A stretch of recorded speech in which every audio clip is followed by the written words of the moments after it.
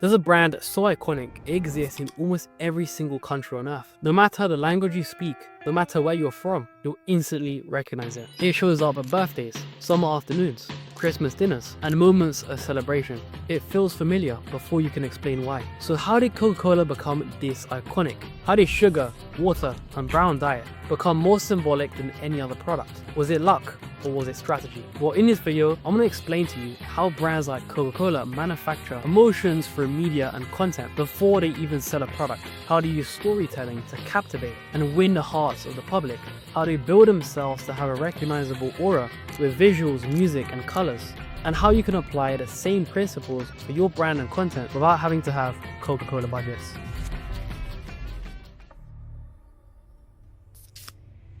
To understand how some brands become so iconic, woven into the fabric of culture, I'm going to explain the story of the moment Coca-Cola segmented their legacy. Coca-Cola didn't become iconic by having the best tasting drink. They won by having the best story, winning the hearts of the public. During World War II, companies were scaling back. They were in a period of huge fear. Imagine you had no idea where your country was going to be in the next few years, let alone your company. Fashion houses, cosmetic houses, and many consumer brands reduced advertising or even completely stopped. Many closed down operations and focused purely on survival. Car manufacturers shut down production entirely, and many luxury brands disappeared from the public view. Yet, Coca-Cola acted very differently to every other company at the time.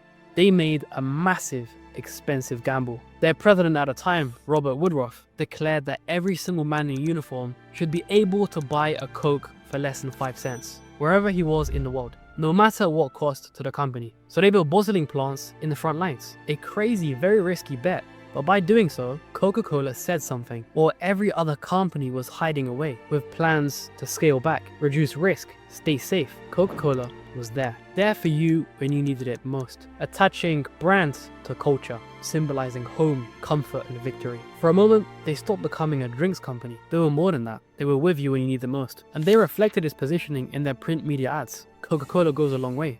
Have a Coke, good winds have blown here. Once they knew that the messaging resonated, they doubled down. And this is the first lesson you need to understand. Iconic brands aren't built by playing safe. While all the competitors were retreating, cutting spend and minimizing risk, Coca-Cola leaned in. They committed fully to the belief that they genuinely believed in, even when it was uncertain, when most brands do the complete opposite. They just copy what everyone else is doing, following the norms and optimizing for safety. We see this constantly with clients. When their positioning mirrors the competition, it does well, but something's really missing to segment themselves like the top brands. And the moment they commit to a narrative, a perspective that they really believe in, that they're willing to defend with everything, well, that's the first step to building a truly iconic brand that gets incredible results, viral marketing campaigns, content that gets shared and that gets crazy financial returns. Iconic brands are built when you choose conviction over conformity. So, how did Coca-Cola build a brand that stands out so much?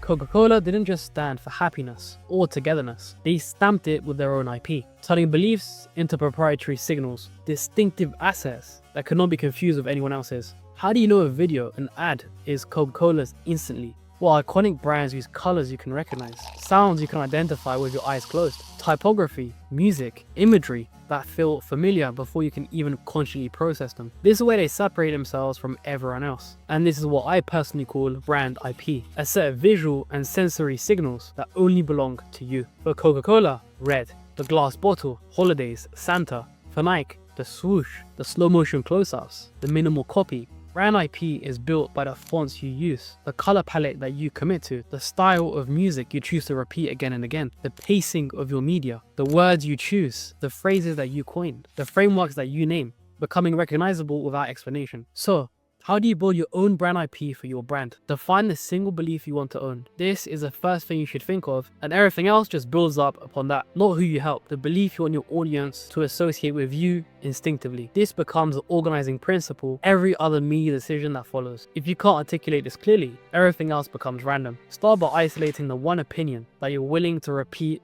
for years. A useful belief is polarizing enough to exclude some people and attract the right ones. If your belief could belong to any other brand in your space, then it's just not usable. Ask 3 questions. Can this belief be applied to every topic you talk about? Can it remain true as your business evolves? Would someone be able to know this belief after watching your content? If the answer is no, then your belief is too weak. Write this belief down in 1 sentence, and everything else exists to reinforce it. For example, for Coca-Cola, it's life is better when shared. This is not about the product. It's not about the drinks. It's a belief about human experience. Every campaign, every visual, every piece of media can reinforce it across decades, different cultures and different formats. For Nike, human potential is unlocked through disciplined effort. Again, not shoes, not athletes, but a belief that can be expressed through stories, pacing and music. If you remove the logo, the name, the bio, could someone tell this purely through the media? If yes, then it's usable.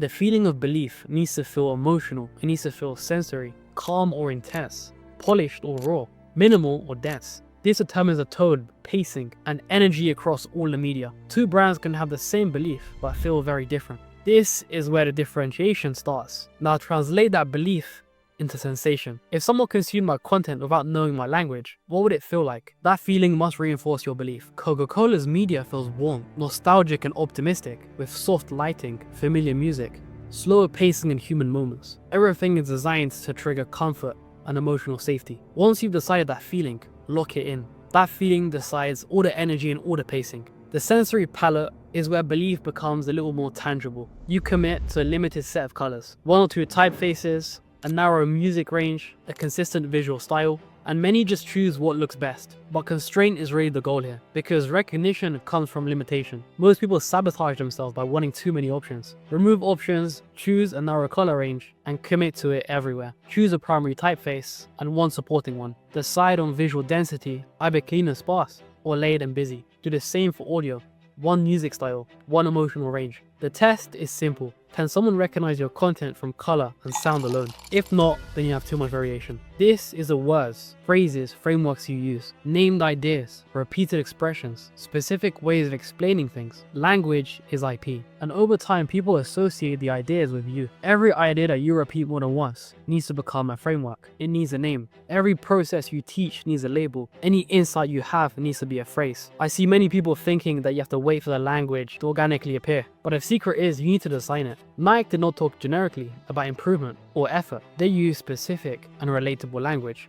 Just do it. Their belief compressed into 3 single words. Nike don't rotate different synonyms for it. They don't explain it differently each time. The phrase stays fixed. The same applies to how Nike talks about their athletes. They don't frame them as customers or users. They're athletes, full stop. The word choice is intentional. It expands who the brand talks to while reinforcing the belief that effort defines identity. Even their campaign follows the same logic. Phrases like "you can't stop us" or "find your greatness." Named ideas that Nike returns to again and again. Across decades, different mediums, and different cultures. Brand IP is built for repetition and consistency. The same signals, the same behaviors, the same language across every single piece of media. This is what trains the audience. If you look at iconic brands, this is exactly what they do. Their belief never changes. That's how you build brand IP. Coca-Cola has been consistent with their brand IP for decades. Year after year, the message has never shifted. If you remove any of these steps, you will never be able to build a brand that people truly recognize and that becomes iconic. That's why so many brands try to rebrand drastically and fail so hard. They change their brand IP and they're taken so poorly by the public. Look at Jaguar. For decades, the brand stood for refinement, British luxury, and status. That belief was in all their design language, all their media, and all their advertising. And when they attempted to reposition themselves as cool and modern, they didn't evolve those signals, they just abandoned them. Overnight, the brand stopped being itself, and the public reacted accordingly. Iconic brands don't chase relevance by abandoning themselves. They stay relevant by repeating the same identity long enough for it to become cultural. So when media changes, culture changes, how do you make sure your brand still stays relevant?